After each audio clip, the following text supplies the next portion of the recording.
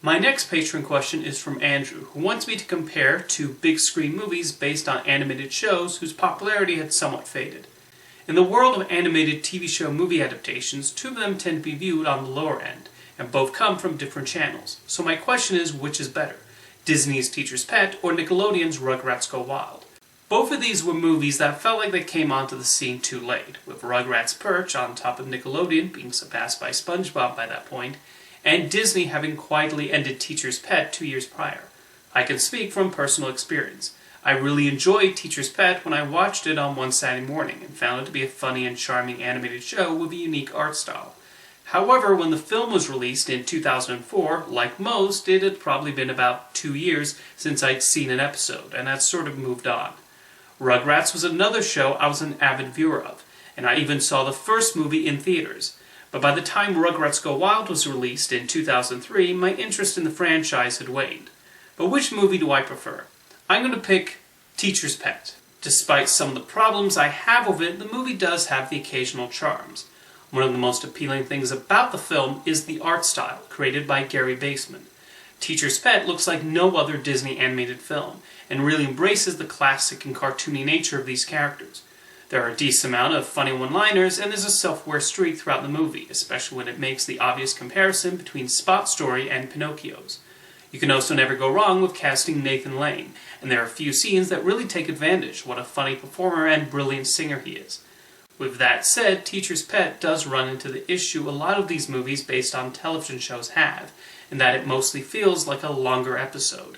Excluding the end credits, the movie only runs a little over an hour, and yet there's still quite a bit of padding to reach that length, especially with the songs. The songs are very well written, but some feel unnecessary. Do we really need a whole number naming the American states? I also have mixed feelings regarding the film's message and how the plot addresses it. The movie, much like the series, is about a dog who wants to be a boy as he connects more with going to school and hanging out with his human friends than being a dog. He fulfills that wish, finally becoming what he long wanted, and then everyone, especially his owner Leonard, chastises him for it. The message of the film essentially becomes, even if you feel more comfortable as something else, it's best to just stick with the status quo. In this day and age, where more people are finding themselves, this kind of message sticks out as strange.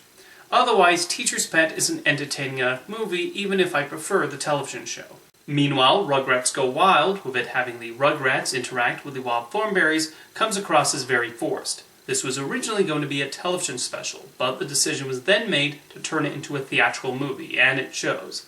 The film just sort of struggles with how to use the many characters, with the thornberries essentially getting the shaft. Eliza was the main protagonist of the show, but her only role in Rugrats Go Wild is to meet Spike, so we can have a bit of stunt casting with Bruce Willis. Nigel gets hit on the head and isn't given much to do until the end, and Marianne is gone through most of it. The main Rugrats cast are all given their own subplots that the film attempts to give the time to. We even have a whole bit with Lil becoming a vegetarian, much to Phil's shock, which leads nowhere. I think the only enjoyment I got out of the movie came from the adults. Stu's arc is actually a decent one, and there are some funny moments when the other adults get annoyed with him.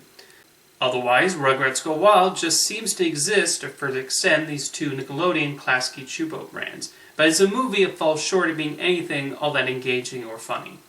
But let me know in the comments whether you prefer the Teacher's Pet movie or Rugrats Go Wild, and thank you for your question, Andrew.